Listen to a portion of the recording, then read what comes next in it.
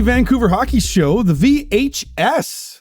Andrew Wadden, producer Aaron here with you. And big week, Aaron, for the Vancouver Canucks. It just seems like you could put that on a loop, on repeat here every week when we do the podcast. We love to rewind the week, so we'll do that right now. 2-0-1. A 4-3 shootout loss at Columbus. That wrapped up the road trip. A 2-1 win over the Arizona Coyotes. A grinded out affair against the Yotes. A testy affair in that one as well. And then a 6-4 win over the dreaded Toronto Maple Leafs, which is, I don't know about you, probably one of the most satisfying wins if you're a Canuck fan of the regular season. Or even if you're just a hockey fan, that's a good Saturday night game, man. It is. Well, especially now between these two teams. We did see the difference between those two teams as well in terms of, where the Canucks are and where the Leafs are and how they measure up with one another. If you are a Canucks fan, and you probably are if you're listening to this podcast, you're feeling pretty good about the way that you measured up against the Maple Leafs. But let's get to that in just a moment. They did kick off a 5-game homestand now with those 2 wins against Arizona and Toronto. But they wrapped up the 7-game roadie going 5-1-1, rolling their way through New York State with the wins over Jersey, the Islanders, the Rangers. I believe that's something they've never done before. Perhaps I could be wrong about that, but it's rare if it does happen. But that win against the Coyotes, as we just dial it back here just a second, that's one of those wins that you didn't really see from the Canucks, or haven't really seen a whole lot of those from the Canucks all season. Low scoring affair. But also there was some jam to this game. It's almost like the Yotes are like, hey, this could be a team that, we could face in the first round of the playoffs. We want to set a bit of a tone here. Liam O'Brien, what did Kenny and Vic call him in the MXC highlights that we do? I think it was the bar hooligan. He was just picking a fight with anybody, man. That was I'll nearby. tell you what, he effed around and found out. He didn't like the hit from Lafferty. I get it. Then he tried to go after Lafferty at the bench, and Lafferty just basically was a punching bag. But it was only like 10 minutes into the game too, right? Totally. So it's well, that's what I'm saying. Yeah, right. It's like the bar hooligan. I like that nickname, by the way. It's almost like he was like, I'm going to set this tone out here. I want to let these guys know, we're the Yotes. The Arizona State University Coyotes, we're coming in here. We might face us in the first round. And then he got his ass absolutely kicked by Big Z. Can we call him Big Z, by the way? Because, obviously, Zadorov is who we're talking about. He's got a Z for a last name, but that's Zdeno Chara's nickname. You kind of can't just hand it over. So is he like Big Z 2.0 or something like that? What do you think? Yeah, well, I don't know. We can work on that. We can workshop. But let's get back to that Leaf win. Secondary scoring big once again. The Hog with 2. Garland with 2. Höglander now up to 14 goals on the season. And I did a TikTok video. Head over to Vancouver Hockey on TikTok and check it out. But I listed off some of the names that Höglander is ahead of in goals right now. Check out some of these. And this is just to name a few, by the way. Sort of just plucked these out. How about Alex Ovechkin? More goals than Ovechkin. Matthew Tkachuk, Matt Barzal, John Tavares, Alexis Lafreniere, Kevin Fiala, Pierre-Luc Dubois, Ryan Nugent-Hopkins, Quentin Byfield, Lucas Raymond. I'm going to keep going. Claude Leroux, Nico Hischier, Jordan Kyrou. These are all legitimate NHL goal scorers. By the way, they've all got paid as well. Is Lafreniere maybe not so much just yet, and maybe not Raymond just yet as well. But that being said, the Hog has more goals than all of those guys. And that's just to name a few. You could dig out a bunch of bigger names as well.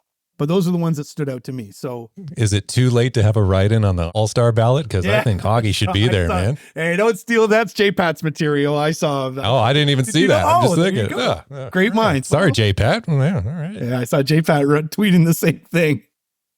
Great minds. Yeah. Well, we all used to work together, so we know each other well.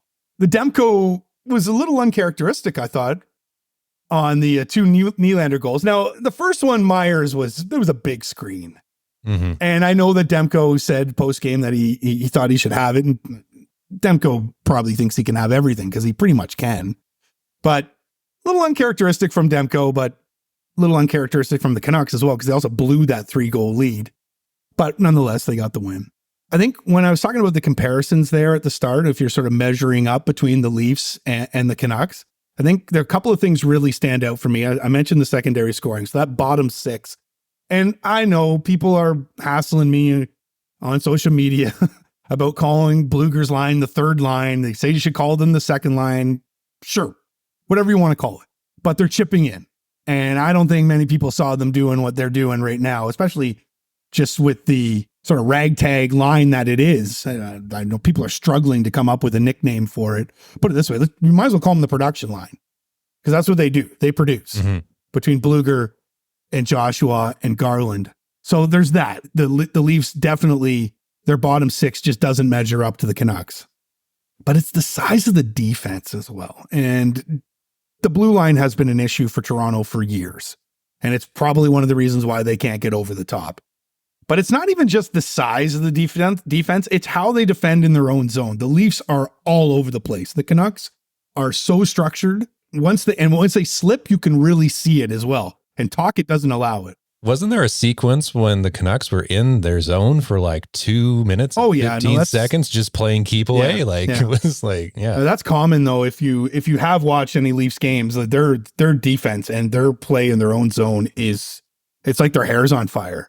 But that's one of the biggest things too, as we talk about these comparisons here, is Tocchet has really shored all of that loose play up. And I know Rutherford did mention, we're going to get to some Rutherford clips, by the way. I want to unpack that a little bit because he got the 3-year extension, and congratulations, Jim Rutherford, on that.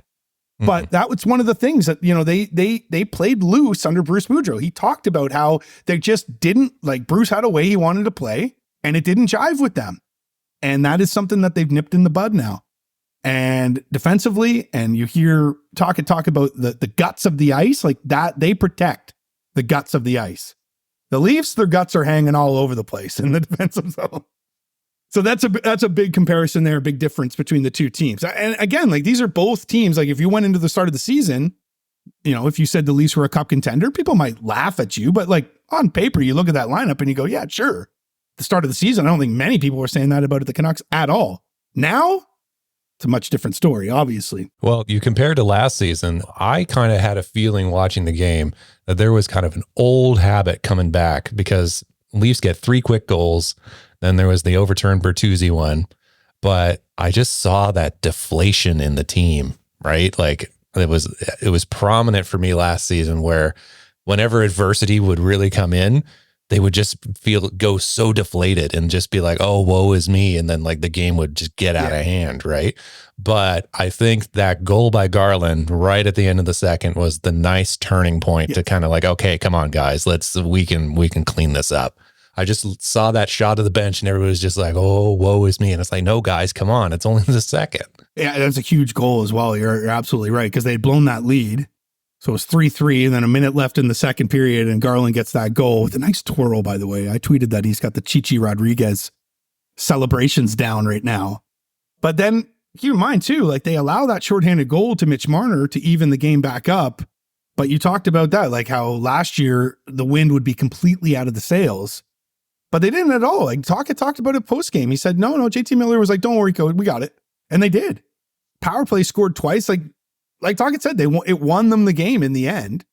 And I looked it up because the power play had been struggling just a little bit. But since the calendars flipped in 2024, the Canucks are at 26% with the power play. So they're back up into the top 10. Well, at least since the calendar has flipped. But I mean, if you're clicking at, 0.25%, that's good. 25, 26. Like, when you're between 25, 30%, like, you're cooking with gas at that point. And that was something the Canucks were doing early in the season. And it was one of the things that we pointed out that thought, maybe, this is an inflated power play, and, the PDO and the shooting percentage and all that stuff, like, it'll all come down. And here we are, 45 games into the season, and they ain't coming down. There's definitely that Kuzmenko dilemma that we need to continue to look at here.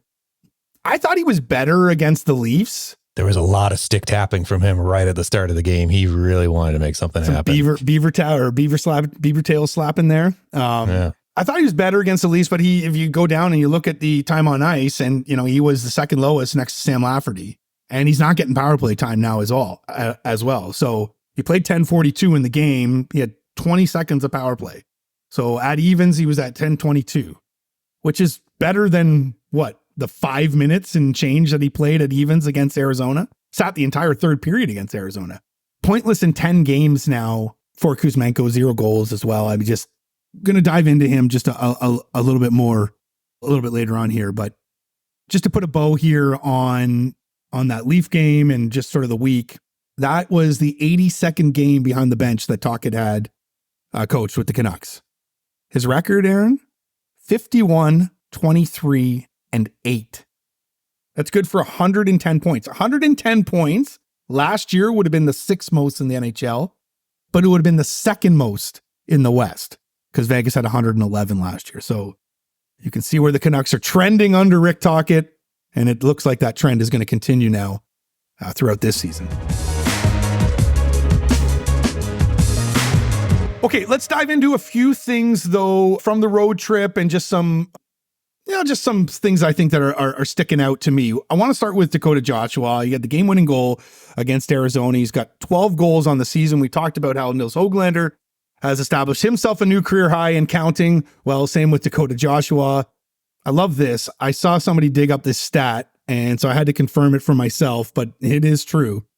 It cost the Canucks just $37,500 per point for Dakota Joshua this year.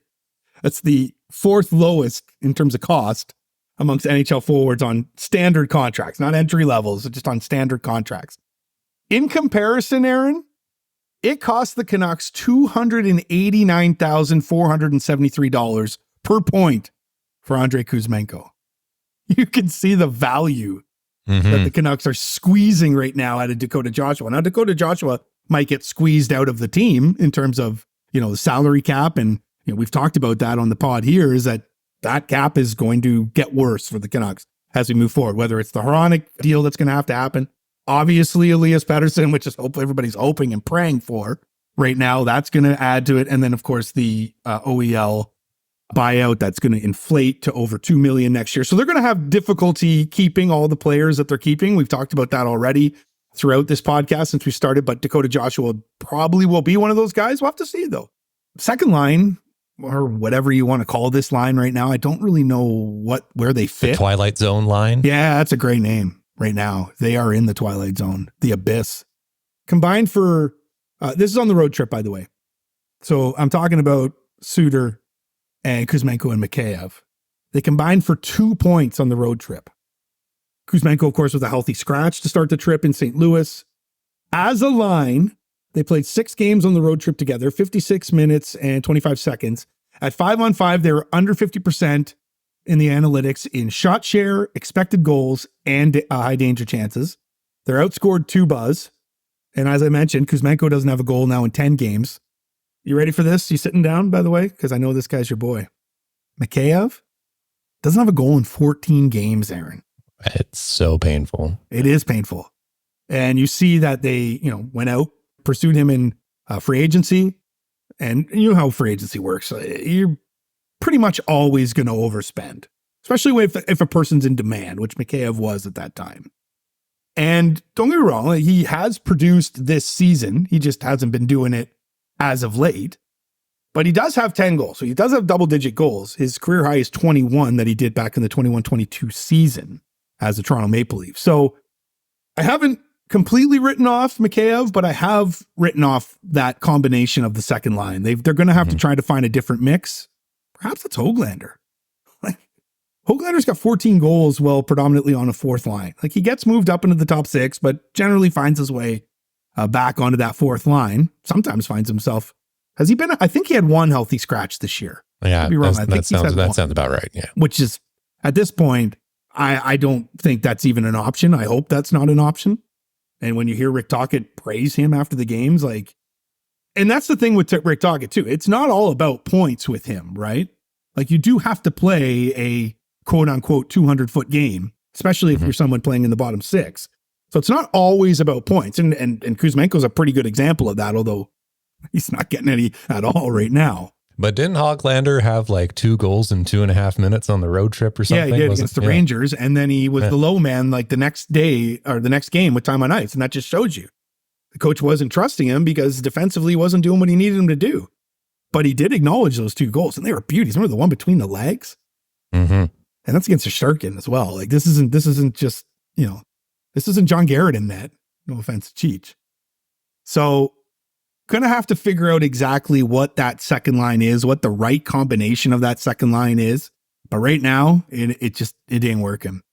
But then on the flip side of that, the Bluger line, what do we call them? The production line? That's what they do.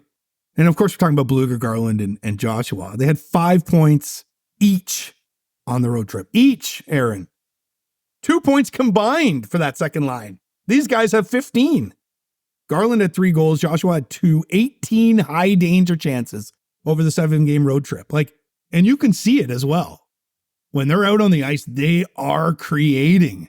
And they're in on the forecheck. I love the sort of style of the 3 different, I guess would be different styles of the 3 different players. Because you got Bluger and Joshua. They'll kind of come in. You'll have Joshua be that first wave, come in with the heavy. And then you got Bluger in there doing the workman stuff. And then you got Garland, who's just that water bug, who just finds open ice. Yep. Man, is he good at finding that open He's ice. been finding rebounds like he's playing basketball, man. He's just been nuts. It is quite ridiculous what Connor Garland has been doing as of late. On the road trip, as I mentioned, 3 goals, 2 assists, 5 points. Again, 15 points combined between those guys. If that's your third line, it's supplying 15 points and 5 goals in 7 games. You better be a good team. But again, they got to figure out exactly what that second line is. Going back to Mikheyev real quick. So, you mentioned how Joshua, Bluger, they're getting in there. I mean, that's what caught me with Mikheyev and which surprised me at the beginning of the season. He was way more aggressive, way more getting in people's faces. And it seems like he's taking a step back from that. And I think, what's happened there. Yeah, that's a good point, actually, because one of the strengths of Mikheyev is those wheels. One of the fastest guys in the league. But I don't know about you. Do you see it a lot right now? I don't.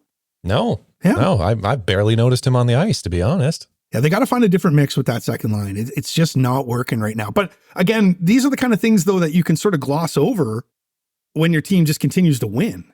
Did I mention the 28-0-1 stat now after 2 periods? When they're leading after 2, they're 28-0-1. That is the most ridiculous stat of the season for the Canucks right now. It's in the bank. Put your money down. As soon as if the Canucks are leading, run to your book, put the money down. Put a whole bunch down. If you got to lay a whole bunch, because they're going to win. Right? Unbelievable. Okay, I did mention the Jim Rutherford contract extension. Again, very well deserved for Jim Rutherford. I've had high praise for Jim. I think I've mentioned it before. He's from my hometown.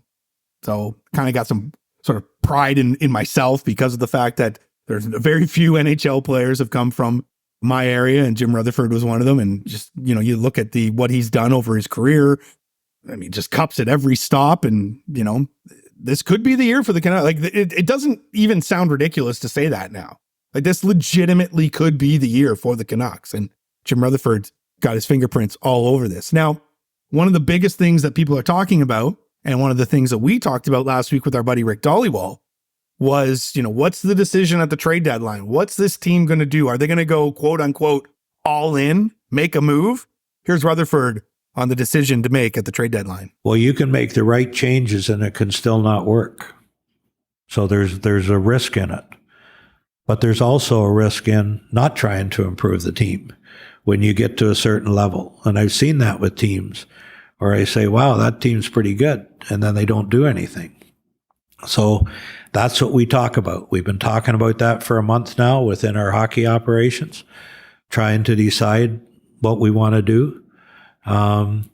But Patrick has said this, and this is what we say in meetings. This group of players and coaches deserve the best opportunity they can to compete going forward. And that's what we talk about every day, and we have to make a decision on. And every year, I don't know, let's say 16 teams, let's say 10 to 14 of them, maybe even all of them make some sort of trade deadline move. Who knows? I'd have to look that up and see if exactly, over the years.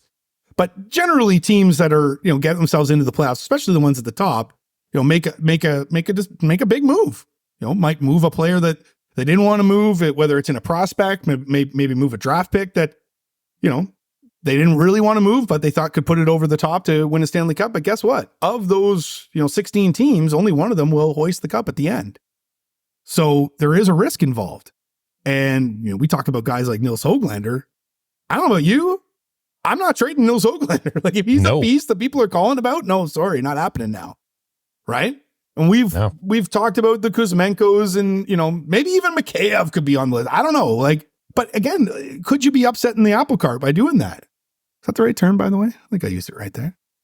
So, I hear these names. We talked about Gensel. We talked about Gensel with Dollywall last week. I just don't understand how Gensel makes sense right now for the Pittsburgh Penguins. Like they're in a race still. Like they're trying to make the playoffs. Now they're slipping right now. They're 3 points back, but they do have a couple of games in hand. So I don't know if Gensel, plus he's 29 years old. Like they just locked up a bunch of old guys. Like, are they going to let the one younger-ish guy that scores on the team walk? Like, I don't really see how that would all make sense for Kyle Dubas and the Pittsburgh Penguins, considering what they did in the offseason, bringing in Carlson and then re-upping Letang and Malkin. I mean, it's the old boys club over there. So I don't understand why Gensel would even slip out of them. Even if they slip out of the playoff race here, you have given money to a bunch of older guys. So why would you even, fathom moving Gensel? So I don't know about that one. I just don't think Gensel necessarily, it's not that I don't think he works with Vancouver. I just don't think that the Pittsburgh Penguins are going to move him. Now, Elias Lindholm, who was mentioned by Elliot Friedman in headlines on Saturday night's Hockey Night in Canada broadcast. Now there's a guy that I'd be looking at. Flames are in similar situation. They're 4 points out of a playoff spot as we record this pod, and they're pretty much even. Actually, teams have games in hand on them in the division. So Calgary is going to have to make a decision on what they're going to do. And Lindholm is a UFA, and there's pretty much a consensus out there that his days in Calgary are numbered right now. So there's the guy, second line center that can move P.S. Suter down the lineup, maybe move him to the wing, whatever. But Elias Lindholm is legitimately a second line center that can produce. So if you are going to make a move and you are going to move out, whether it's, first round pick, whatever it is, maybe one of your younger prospects that you like, if there was a guy that I'd be looking at, it'd be Elias Lindholm for me. Now, Elias Lindholm for me. But speaking of Elias Pettersson, so many different ways to say the name Elias, and as you'll hear from Aquilini, there's also a third way that you can say it. But when it comes to Elias Pettersson and the status of his contract negotiation, I want you to hear this from Jim Rutherford, because to me, this sounds like Jim Rutherford is putting on a brave face. So let's hear Rutherford first, but we'll hear from Francesco Aquilini afterwards, because to me, maybe sort of two different messages going on here. Let's hear from Jim Rutherford first. Look, we can wait. I'll say the obvious. We keep saying it over and over. We really want him to stay. He's a very special player. He's very important to the Canucks. He's very important to the city. And he can't walk at the end of the season. And that's the position that we've taken. We've taken it very comfortably. And so there's not anybody getting anxious here. Come the off season, then that things will get a lot more serious if in fact the situation gets to that point. So there is Rutherford.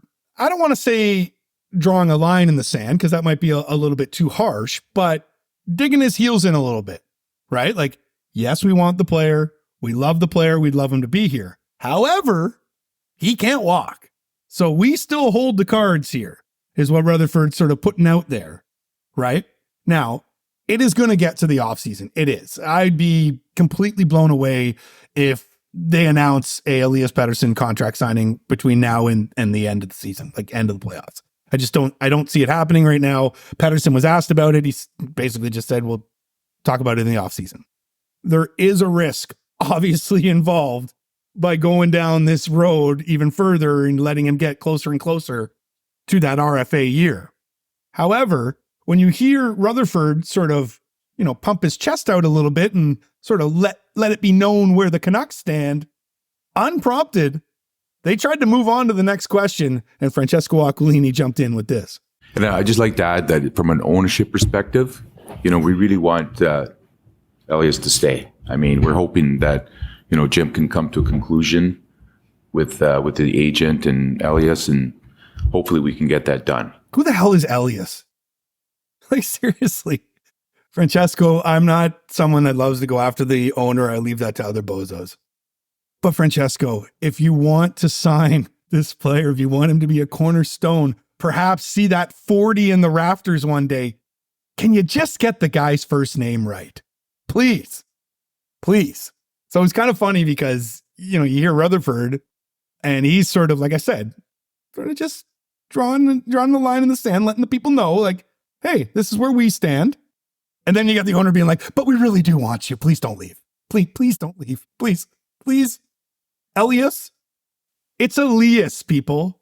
I hear, I'm sorry, a little soapbox here, but I hear people out east, Elias, guys, it is Elias Pettersson. Figure it out, because the guy's a superstar in the league. We don't need three different. Figure it out quick. He's going to be in Toronto in a couple days. We don't need three different pronunciations for his name, and we definitely don't need the owner of the team getting it wrong.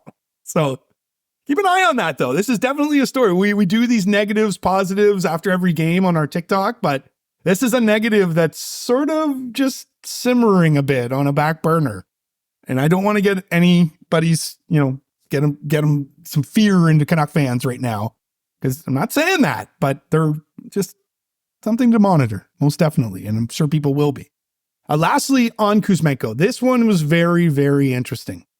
Talked about trade value with Kuzmenko. We have talked about, whether they should trade him. And then, of course, a lot of people are coming back saying, like, for what, though? Like, no team wants to take on that $5.5 million. This was a very interesting quote from Jim Rutherford. And basically, letting the NHL know that, hey, this guy, he can still score. He's lost his confidence. He's a good player, and he can score. And there's no doubt in my mind, whether it's in Vancouver or in another NHL city, he will score. Or perhaps in another NHL city, Aaron. I mean, putting it out there, sending the flare into the sky, the Kuzmenko flare. I could just see like fireworks, and there's just a big Kuzi smile in the sky.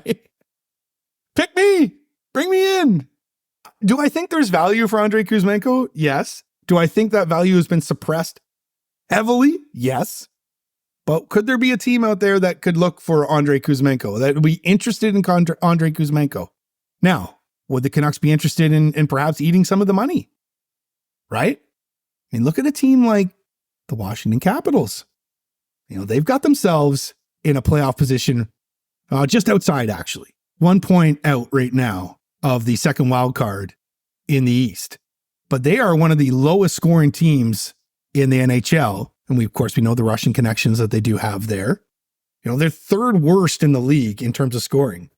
Could there be a deal with the Washington Capitals, perhaps? I believe I've mentioned the Calgary Flames before, but the Flames, they sit about mid-pack in terms of goals for. But at the same time, too, what are the Flames going to do here? Because they have so many different decisions that they have to make with their unrestricted free agents that are coming up. So, maybe there is a move there. Maybe there is maybe Kuzmenko is part of a package that brings Lindholm over here. Who knows? But right now, I'll tell you what, if I'm on Andrei Kuzmenko and I'm Andrei Kuzmenko's camp, I've got a suitcase packed on the side just in case something happens. All right, guys, as always, you can follow us on all our social media platforms.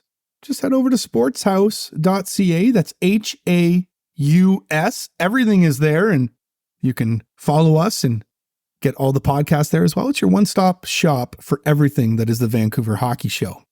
But big week ahead here, Aaron, for the Vancouver Canucks. The homestand will continue. And of course, we'll be back here with you guys again on Monday, next Monday, with another edition of the Vancouver Hockey Show. For producer Aaron, I'm Andrew Wadden. Thanks for listening, everyone.